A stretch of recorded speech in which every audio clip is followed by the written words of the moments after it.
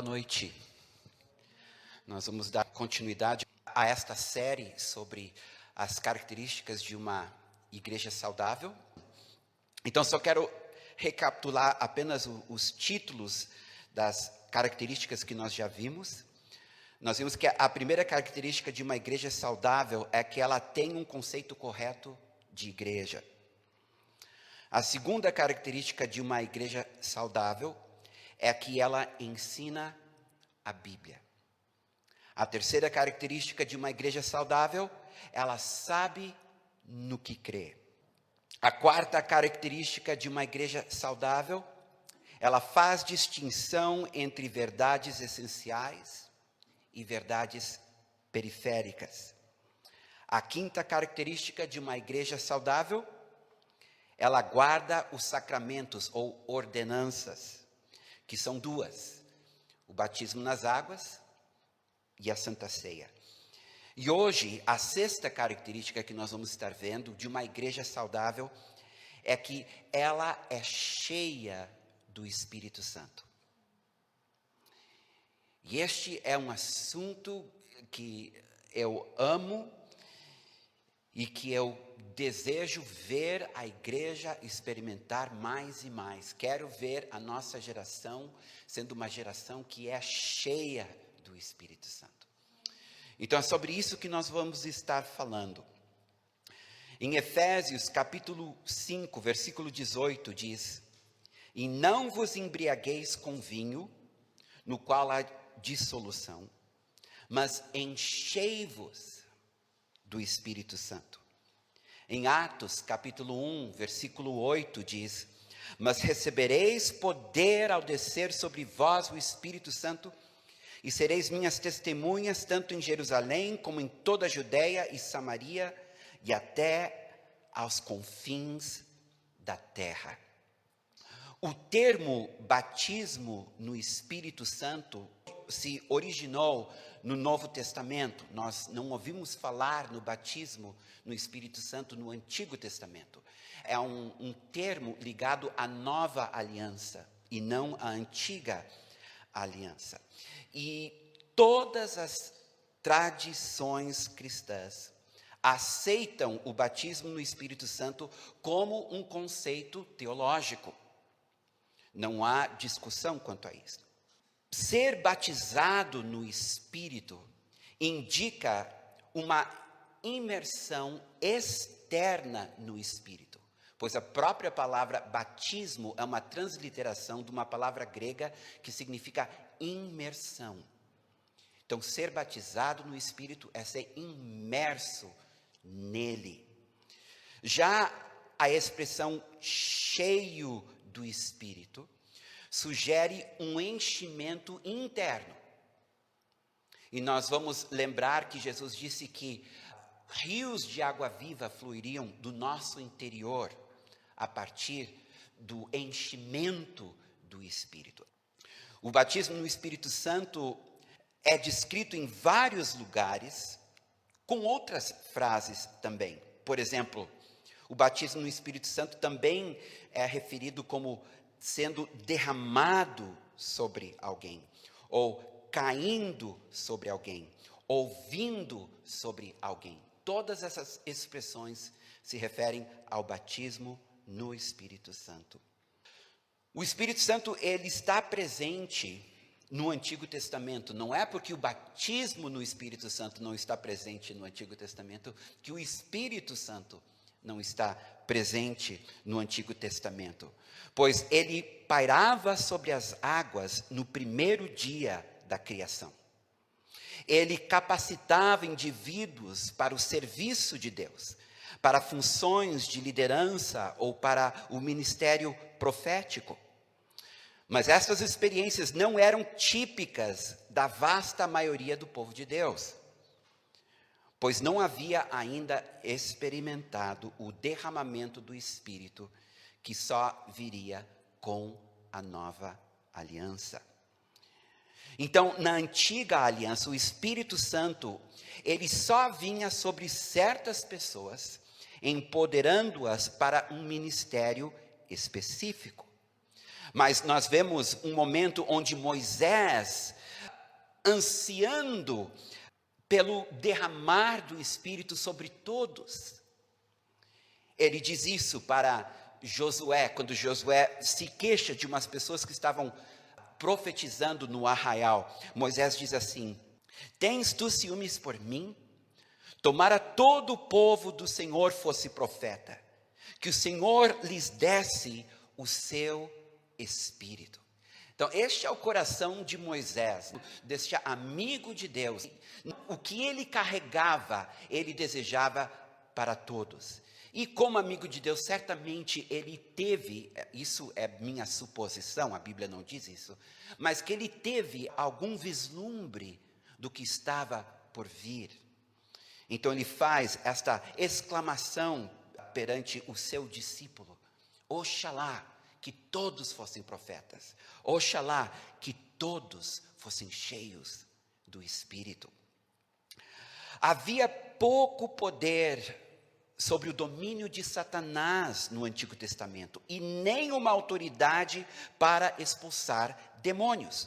O exemplo mais próximo que temos da expulsão de um demônio é quando o rei Saul, atormentado por um espírito maligno, recebia alívio temporário porque Davi tangia e cantava louvores na sua presença. Isso fazia com que o demônio atormentador deixasse Saul por um tempo, mas ele sempre voltava. Então, essa experiência de Saul, a única que nós temos, o único exemplo que se assemelha à expulsão de demônios, fica muito aquém do que nós encontramos no Novo Testamento, onde as pessoas são libertas de fato e para sempre, como Maria Madalena, que foi liberta de 7 demônios, ou o gadareno, que foi liberto de uma legião. Isso não acontecia no Antigo Testamento, na Antiga Aliança. Mateus 12, 28, no entanto, nos diz: se, porém, eu expulso demônios pelo Espírito de Deus, certamente é chegado o reino de Deus sobre vós. Então, deixa eu dizer uma coisa para vocês que talvez alguns aqui nunca perceberam. Que uma das características mais importantes do batismo no Espírito Santo é que ele confronta o império de Satanás e traz o reino de Deus. Quando Jesus veio, ele veio trazendo o seu reino, e ele veio trazendo o seu Espírito. E ele deixa bem claro neste versículo que ele expulsava demônios pelo Espírito de Deus, e esta era a evidência de que o reino havia chegado. Não havia isso no Antigo Testamento, porque o batismo no Espírito Santo fazia parte da nova aliança. Outra coisa a respeito da antiga aliança é que a obra do Espírito Santo estava quase confinada à nação de Israel. Os profetas eram israelitas. Os reis cheios do Espírito eram israelitas. Os juízes eram israelitas. O Espírito se movia no meio dos descendentes de Abraão, mas os gentios, os povos pagãos, não tinham este acesso ao Espírito de Deus. Mas o povo de Deus, queridos, o povo de Deus do Antigo Testamento sabia que havia uma nova aliança. E os mais espirituais ansiavam por esta nova aliança, quando a obra do Espírito Santo seria muito mais poderosa e muito mais difundida. Nós lemos em Jeremias, capítulo 31, versículos 31 a 34, por exemplo. Eis aí vem dias, diz o Senhor, em que firmarei nova aliança com a casa de Israel e com a casa de Judá. Não conforme a aliança que fiz com seus pais no dia em que os tomei pela mão para os tirar da terra do Egito. Porquanto eles anularam a minha aliança, não obstante eu os haver desposado, diz o Senhor. Porque esta é a aliança que firmarei com a casa de Israel depois daqueles dias, diz o Senhor. Na mente lhes imprimirei as minhas leis. Também no coração las escreverei. Eu serei o seu Deus e eles serão o meu povo. Não ensinará jamais cada um ao seu próximo, nem cada um ao seu irmão, dizendo: conhece ao Senhor. Porque todos me conhecerão, desde o menor até o maior deles, diz o Senhor. Pois perdoarei as suas iniquidades e dos seus pecados jamais me lembrarei. Os judeus do Antigo Testamento liam isto. Diz em Ezequiel, capítulo 36, versículos 26 a 28, dar-vos-ei coração novo, e porei dentro de vós espírito novo. Tirarei de vós o coração de pedra e vos darei coração de carne. Porei dentro de vós o meu espírito, e farei que andeis nos meus estatutos. Guardareis os meus juízos e os observereis. Habitareis na terra que eu dei a vossos pais. Vós sereis o meu povo e eu serei o vosso Deus. Mais um, Joel, capítulo 2, versículos 28 e 29. E acontecerá depois que derramarei o meu espírito sobre toda a carne. Vossos filhos e vossas filhas profetizarão, vossos velhos sonharão e vossos jovens terão visões. Até sobre os servos e sobre as servas derramarei o meu espírito naqueles dias.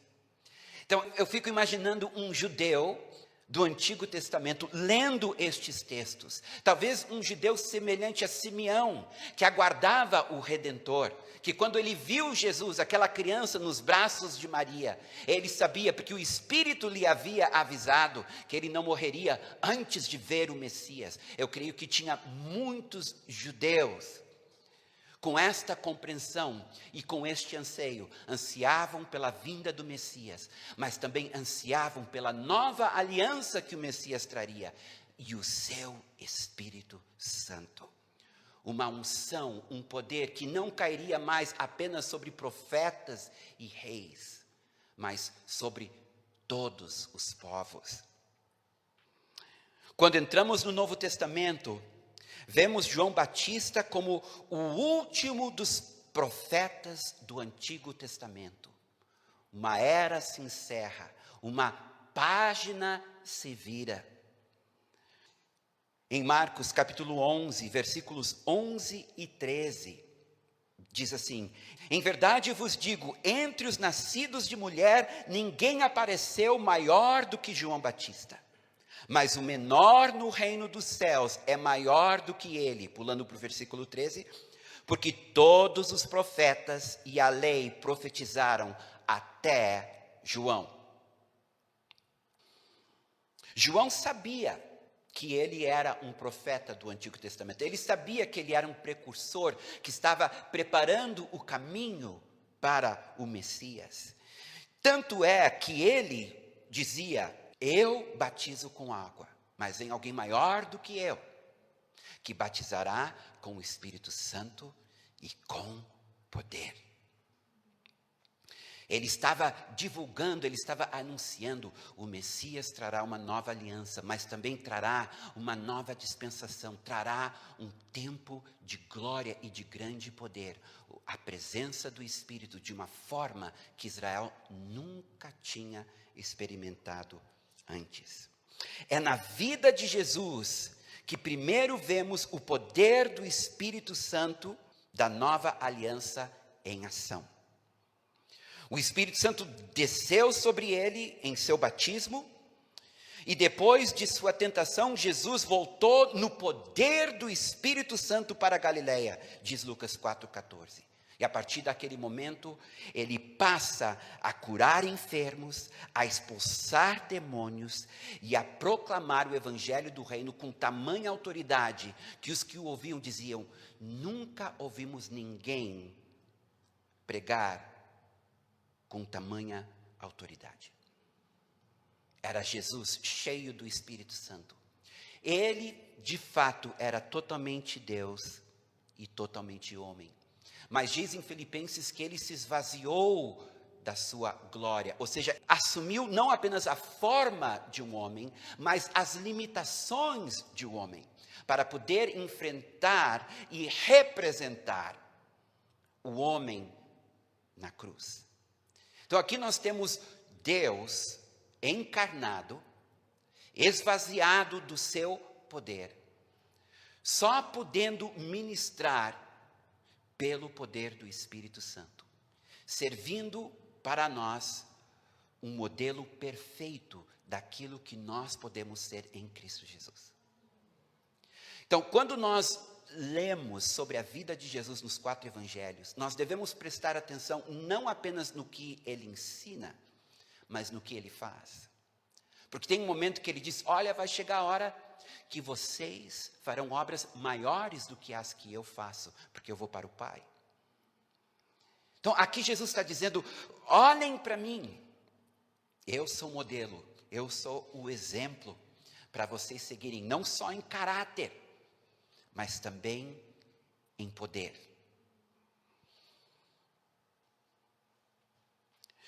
É interessante que, por causa da sua associação com Jesus, os discípulos também receberam um antigozo do poder do Espírito Santo ao curarem enfermos e expulsarem demônios. Jesus não tinha morrido na cruz ainda, ele não tinha ressuscitado, ele não tinha enviado o Espírito. A nova aliança ainda não estava estabelecida, no entanto, os seus discípulos curaram e expulsaram e proclamaram. Estavam debaixo da unção que estava sobre Jesus. Então, enquanto Jesus estava com eles, eles estavam debaixo da sua unção. Mas daí ele diz: só que vai chegar o dia que esse mesmo Espírito que está com vocês, ele estará em vocês. E aquilo que eles estavam realizando por serem comissionados por Jesus, eles iriam realizar agora comissionados pelo Espírito Santo, como foi Paulo e Barnabé. Amém? Na teologia cristã, o batismo no Espírito tem sido interpretado por diferentes denominações e tradições cristãs de várias maneiras. Eu disse no início que todas as denominações creem no batismo no Espírito Santo. O que acontece é que a interpretação do que o batismo no Espírito Santo significa, o que representa para a vida cristã, é que não há concordância.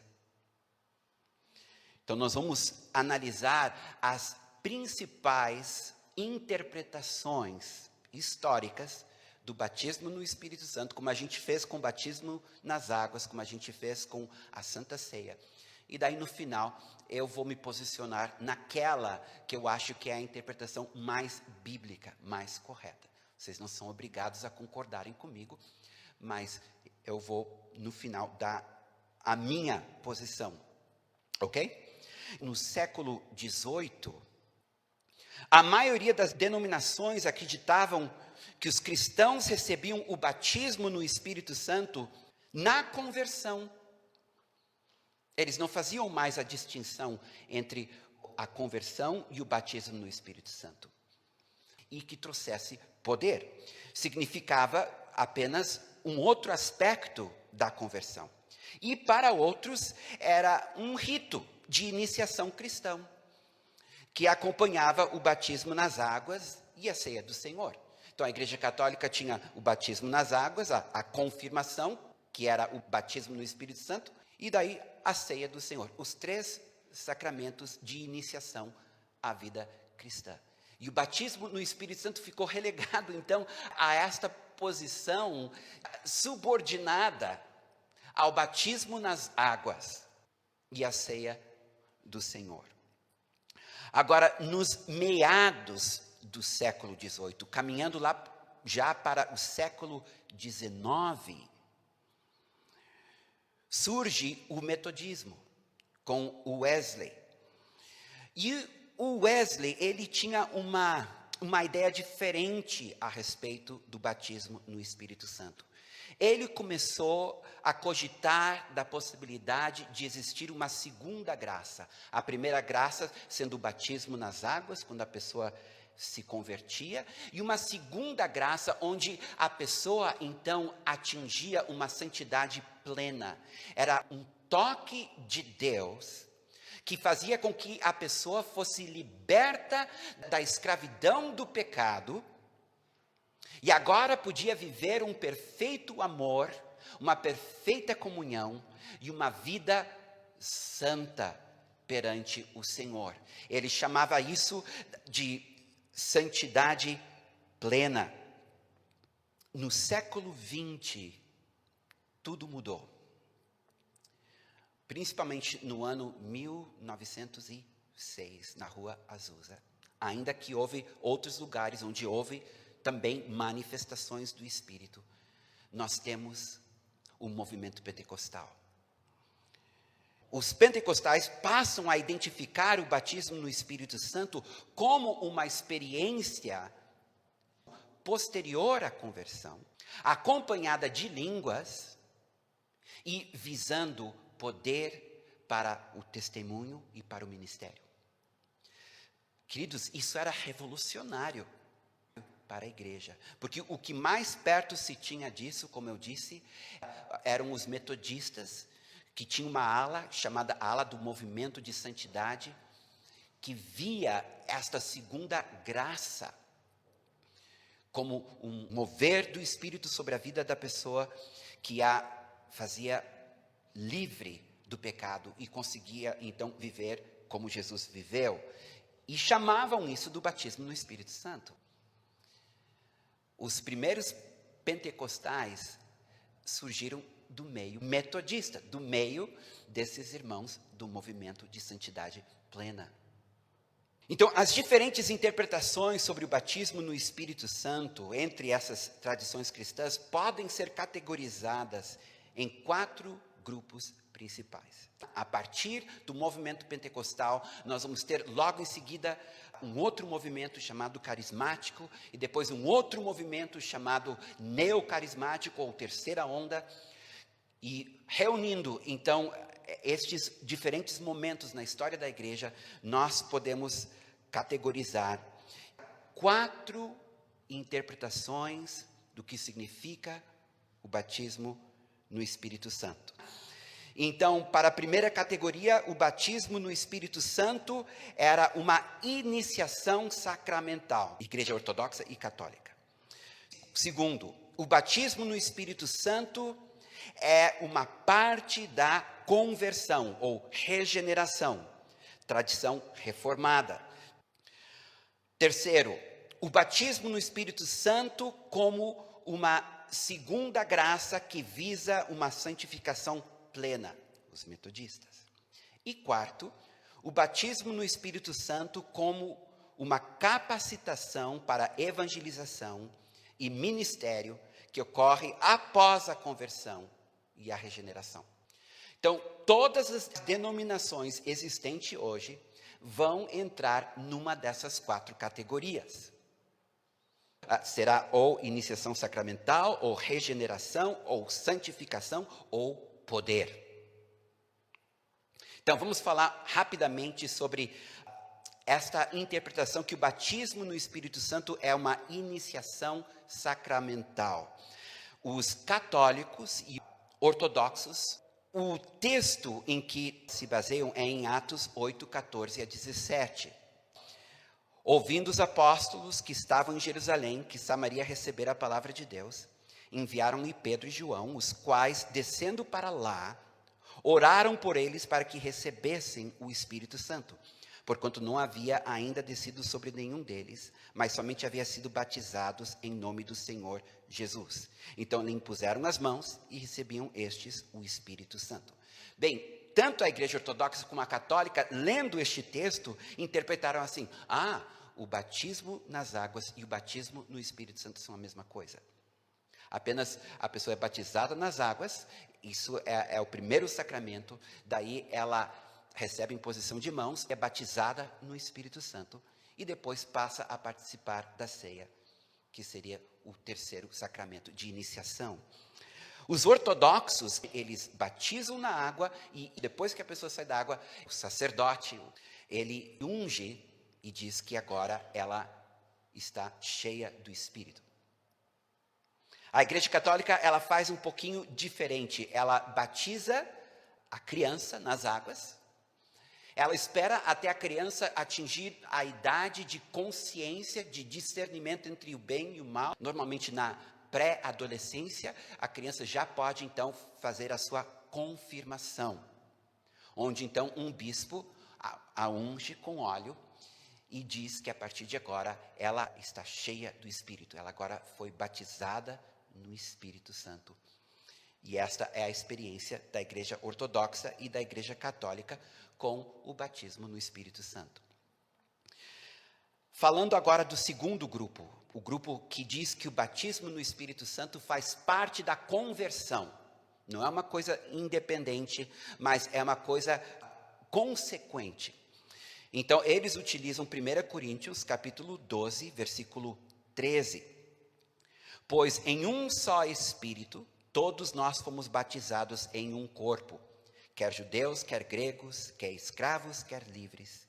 E a todos nós foi dado beber de um só Espírito. Então, aqui, quem tem esta interpretação de regeneração, eles leem este texto que nós acabamos de ler e dizem, olha só, a pessoa ela é batizada no Espírito e colocada no corpo. E aqui nós temos então o batismo nas águas e o batismo no Espírito Santo simultaneamente acontecendo. Então, eles dizem que o batismo no Espírito Santo não é uma experiência separada da conversão, mas uma experiência simultânea à conversão, fazendo parte da conversão. Aqui nós temos as igrejas reformadas, novamente tendo os presbiterianos como o grupo maior, para vocês identificarem, os dispensacionalistas e muitas igrejas batistas. Eu digo muitas e não todas, porque hoje nós temos muitas igrejas batistas que são carismáticas, que têm uma visão diferente. Este é o segundo grupo. Vamos para o terceiro grupo, santificação plena. Estes são os metodistas, que veem no batismo no Espírito Santo uma segunda graça, onde aquele que quer mais do Senhor, que busca mais do Senhor, então ele vai ter uma experiência em algum momento do seu andar com Jesus, diferente da experiência original da conversão, que vai o tornar mais comprometido com o Senhor. O Wesley chamava isso da perfeição cristã, ou da santificação plena, ou da segunda obra da graça. No movimento de santidade dentro do metodismo, esta santificação plena era identificada com o batismo no Espírito Santo. Vamos para o quarto grupo agora. Aquele grupo que vê no batismo no Espírito Santo um empoderamento. Este quarto grupo se baseia em Atos, capítulo 1, versículo 8. Mas recebereis poder ao descer sobre vós o Espírito Santo, e sereis minhas testemunhas, tanto em Jerusalém, como em toda a Judeia e Samaria, e até aos confins da terra. Bem, aqui nós temos os pentecostais, os carismáticos e os neocarismáticos, que eu vou explicar cada um para vocês. Então vamos primeiro para os pentecostais clássicos. No pentecostalismo clássico, o batismo no Espírito Santo é entendido como uma experiência separada e distinta da conversão, que acontece num segundo momento. Eles, influenciados pelo movimento de santidade dos metodistas, enxergaram o batismo no Espírito Santo como uma terceira graça. Então, tu tem a primeira graça, que é o batismo nas águas, a segunda graça, que é a santidade plena, e a terceira graça, que é o batismo no Espírito Santo. Eles começaram a perceber que existe uma experiência com o poder de Deus. Está aqui em Atos 1:8, que é diferente da segunda graça. E começaram a falar numa terceira graça, e começaram a buscar essa terceira graça, não sabendo bem como seria esta experiência, mas sabiam que estava relacionado com o poder de Deus. E começaram a perceber também que o sinal desta terceira graça, como eles chamavam inicialmente, era o falar em línguas.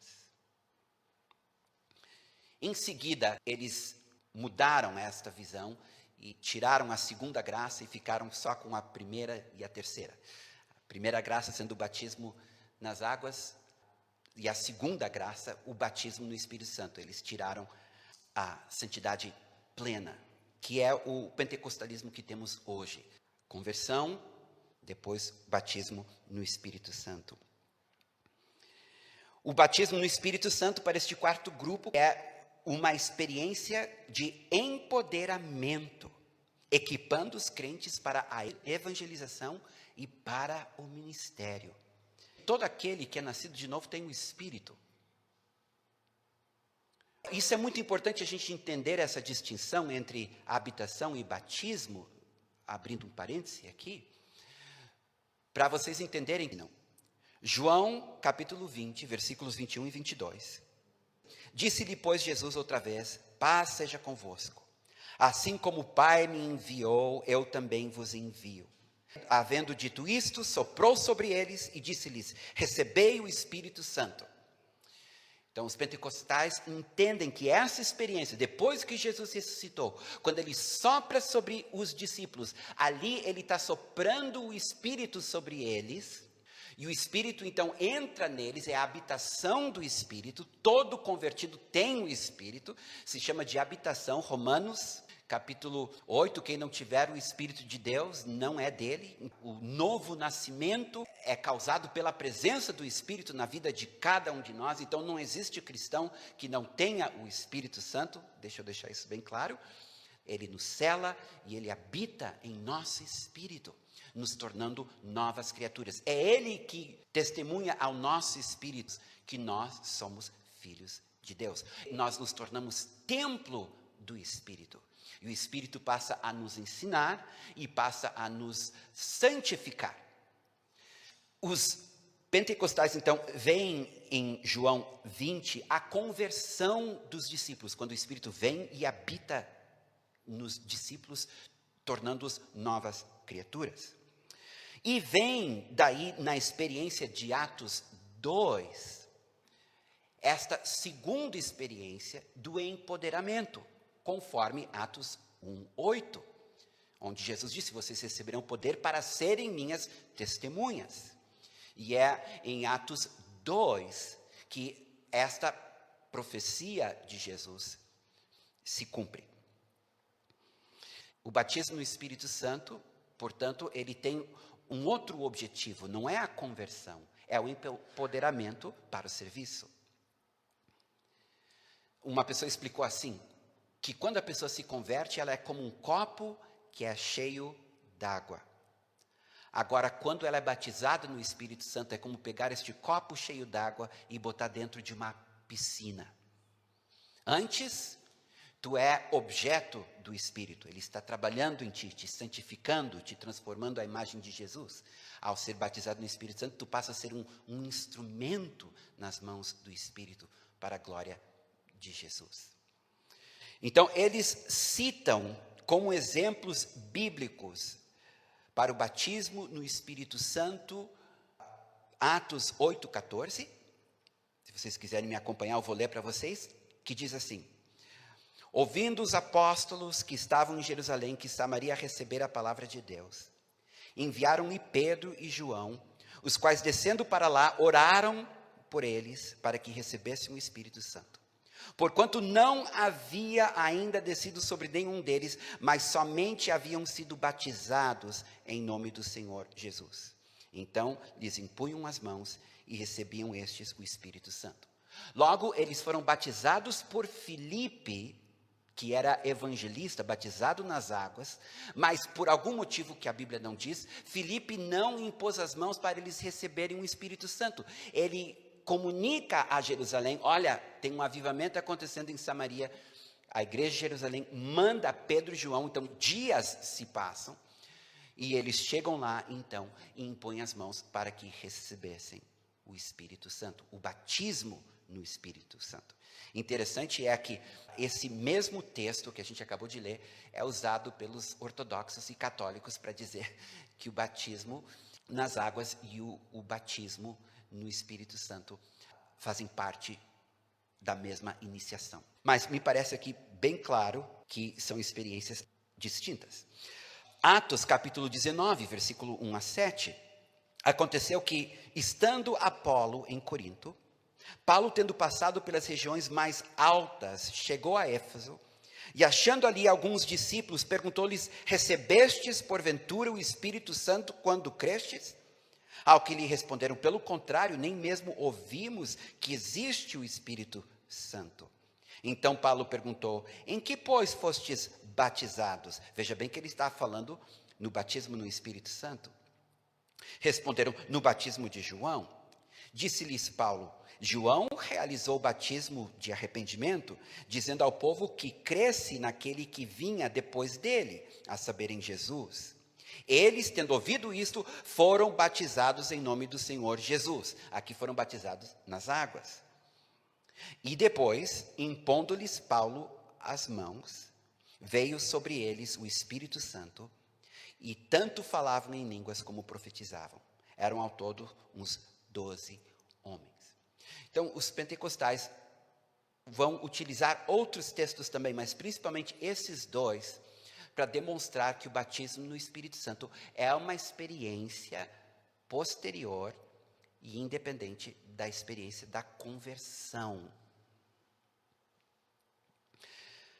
Na década de 60 e 70, nós vamos ter um outro mover do Espírito Santo, diferente do mover pentecostal do início do século. E este novo mover, ele é diferente, porque no movimento pentecostal, as pessoas eram expulsas das suas denominações.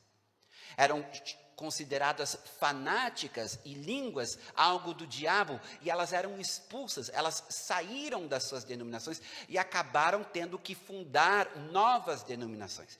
Uma dessas foi a Assembleia de Deus, que foi fundada por pentecostais que vinham de outras denominações, que os rejeitaram. Bem, no movimento carismático na década de 60 e de 70, foi diferente.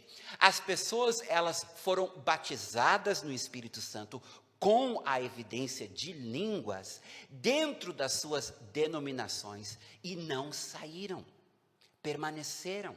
Entendiam que o que o Senhor estava fazendo, Ele queria fazer dentro das suas denominações. Então, tu tem no movimento que passou a ser chamado movimento carismático, tu tem o mover do Espírito de Deus no meio presbiteriano, no meio metodista, no meio anglicano, no meio batista, no meio da igreja católica. Até hoje nós temos os católicos carismáticos, que existem por causa deste movimento. Então foi um movimento maravilhoso, um movimento tremendo, porque ele permaneceu dentro das denominações. Só que algo começa a acontecer. Os teólogos destas denominações começam a sugerir que o batismo no Espírito Santo não precisa necessariamente ser acompanhado de línguas. Ele pode ser acompanhado de qualquer uma das manifestações do Espírito de 1 Coríntios 7:11. Então, eles começaram a eliminar línguas da experiência do batismo no Espírito Santo. E eles começaram também a fazer uma outra coisa, diferente dos pentecostais. Eles começaram a levar as pessoas a falarem em línguas pela fé. Então, eles oravam, impunham as mãos e diziam para a pessoa: agora fala pela fé. Os pentecostais, eles tinham cultos para o batismo no Espírito Santo, onde as pessoas passavam horas buscando o batismo no Espírito Santo até receber o poder. Então, os carismáticos, eles encurtaram este caminho, dizendo, porque é uma promessa, tu pode receber pela fé e falar pela fé. Foi assim que eu experimentei o batismo no Espírito Santo, porque apesar de eu vir de uma família de origem pentecostal, ao me converter, eu me tornei membro de uma igreja carismática. Pede, crê e fala. E foi o que eu fiz, pedi, criei, falei.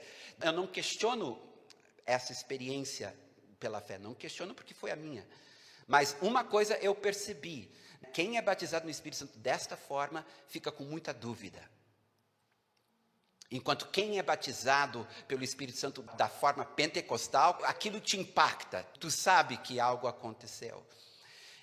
Eu não estou criticando esta forma de buscar o batismo no Espírito Santo, porque eu creio que ela é válida, porque o Senhor sempre honra a fé.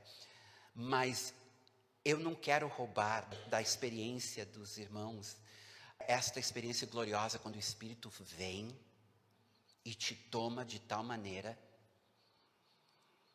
que da tua boca sai uma língua que tu não conhece. O movimento carismático, então, ele veio com estas mudanças. Bem, na década de 80, nós temos um outro mover do Espírito, que passou a ser chamado, inicialmente, de neocarismáticos. E depois de terceira onda. A primeira onda sendo o pentecostalismo, a segunda onda sendo o movimento carismático, e a terceira onda sendo, então, esse neocarismáticos. E neste mover do Espírito, também que surgiu no meio das denominações, acontece que eles, de novo, começaram a questionar não a experiência do batismo no Espírito Santo, mas o momento dessa experiência e a necessidade de falar em línguas ou não. Então, alguns estudiosos começaram a dizer que o batismo no Espírito Santo não necessariamente é uma experiência posterior à conversão. Pode ser uma experiência simultânea à conversão. Então, eles deram um passo para trás. E também insistiam que línguas não representava o sinal do batismo no Espírito Santo, mas sim uma das manifestações do Espírito. Assim como os carismáticos, assim como os pentecostais, eles creem nos dons do Espírito, não são cessacionistas, que dizem que os dons deixaram de existir depois que a Bíblia foi concluída e canonizada. Não, eles creem em cura, eles creem em libertação, eles creem em profecia, eles apenas preferem chamar de enchimento, é progressivo. Na medida que tu vai crescendo no Senhor, tu vai experimentando enchimentos. E com esses enchimentos, tu vai te tornando mais espiritual e tendo experiências cada vez mais sobrenaturais. E este é o posicionamento deles. E funciona para eles. Funciona para eles. Eles oram pelos enfermos, eles expulsam demônios. Mas eles criticam muito os carismáticos e os pentecostais. Então, o que eu quero dizer? Eu quero dizer, então, agora o meu posicionamento. Né? Onde eu me encaixo. Tá? Depois de estudar, de ler, de orar, eu sei que alguns não gostam de falar de experiência. Se não está nas Escrituras, então não me serve.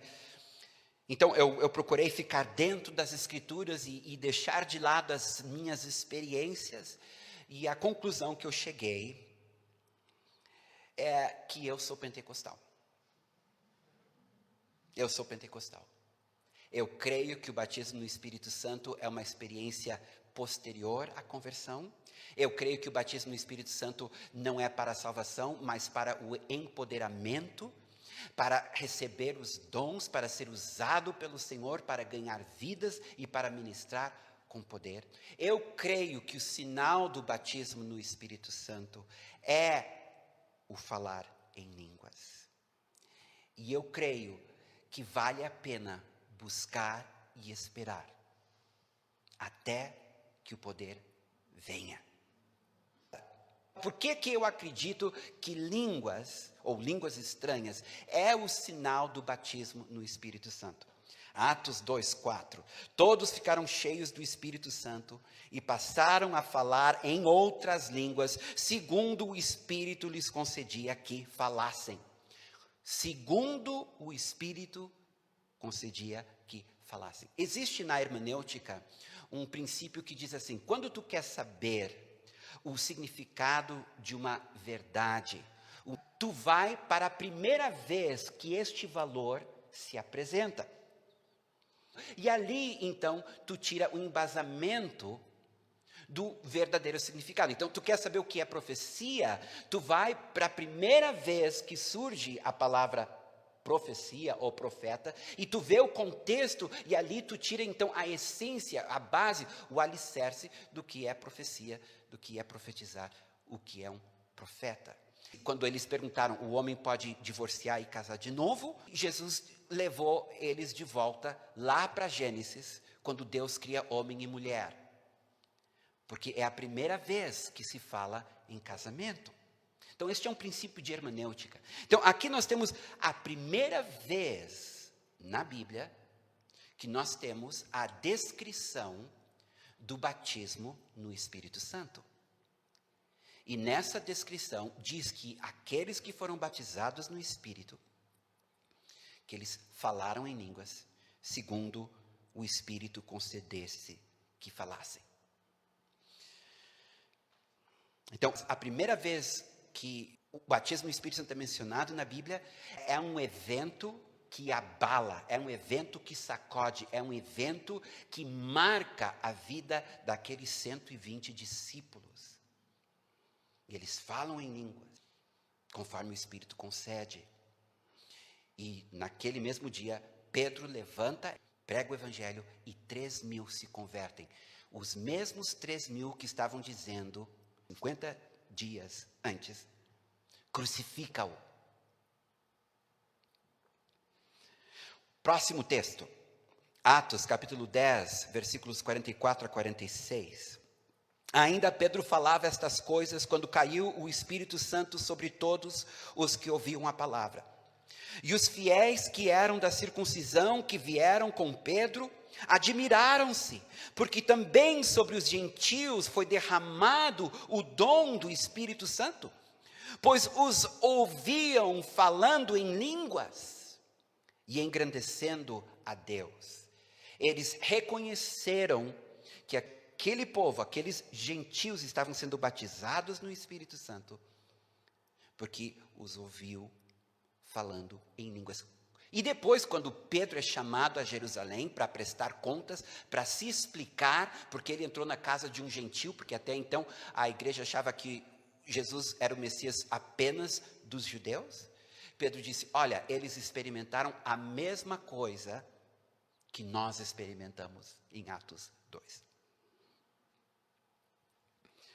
Mais um, Atos 19, 6. Esses são os três, tá, que são mais usados como argumento para línguas como sinal. E impondo-lhes Paulo as mãos, veio sobre eles o Espírito Santo, e tanto falavam em línguas como profetizavam.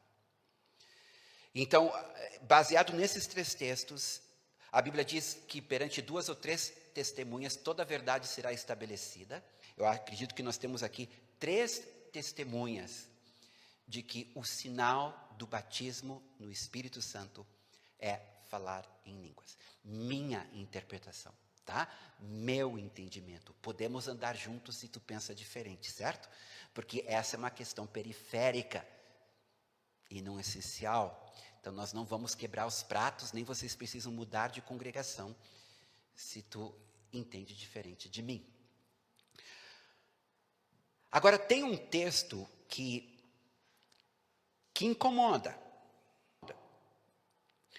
Porque diz lá em 1 Coríntios, capítulo 12, versículos 29 a 31, porventura são todos apóstolos, ou todos profetas, são todos mestres, ou operadores de milagres, têm todos dons de curar, falam todos em outras línguas, interpretam-nas todos. Entretanto, procurai com zelo os melhores dons. Então, aqui a resposta óbvia para cada uma dessas perguntas é não. E aqui diz, falam todos em outras línguas? A resposta que Paulo espera aqui é não. Interpretam-nas todas?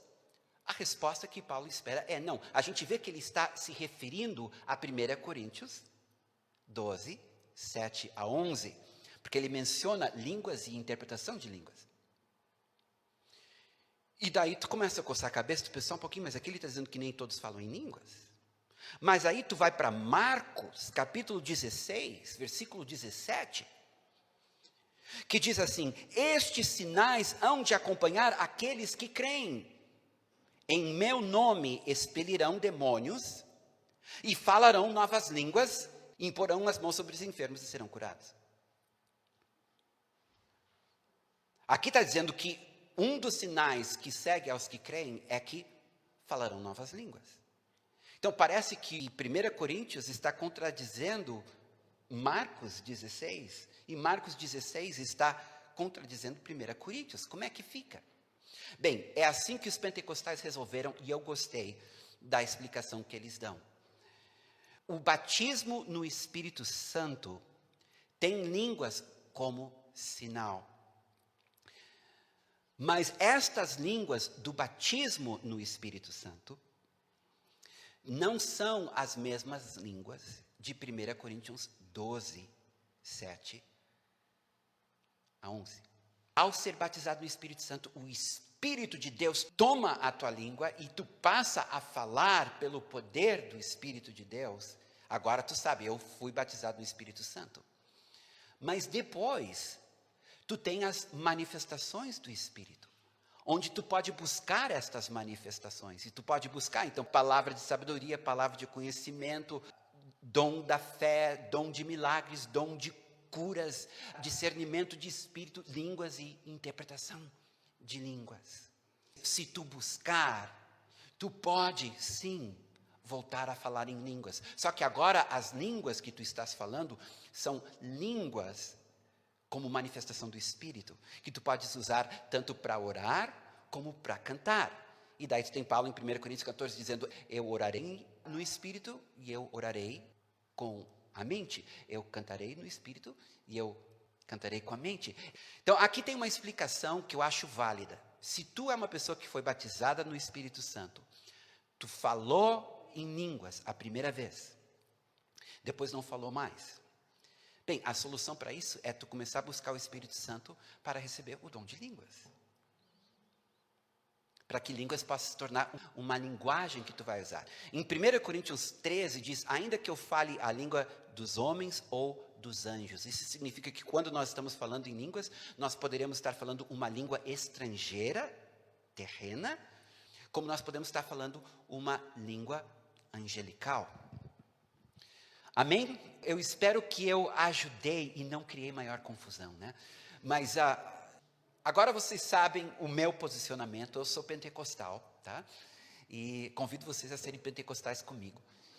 E buscarem o poder de Deus. Se tu não é batizado no Espírito Santo, tu pensa, eu sou ou não sou? Bem, como pentecostal eu te digo, se tu ainda não falou em línguas, tu não é. Isso não te torna segunda classe no reino de Deus. Mas há um convite. E Paulo chega em Éfeso e a primeira coisa que ele pergunta para aqueles 9 homens é: vocês já foram batizados no Espírito Santo desde que creram? Então eu convido vocês a buscarem o batismo no Espírito Santo, caso ainda não sejam. E eu convido vocês também a buscarem línguas, caso tu deixou de falar em línguas. Porque como nós vamos ver semana que vem, quão importante é falar em línguas. Agora, para encerrar, tira línguas da experiência inicial do batismo no Espírito Santo e línguas vão desaparecer da vida da igreja. Porque estes, os neocarismáticos, que removeram, e os carismáticos que removeram línguas do batismo no Espírito Santo, eles não oram em línguas. Línguas não faz parte da experiência deles. Eu acho que isso é um alerta para nós. 2 coisas que nós encontramos no Novo Testamento que não existe no Antigo. Na verdade, 3.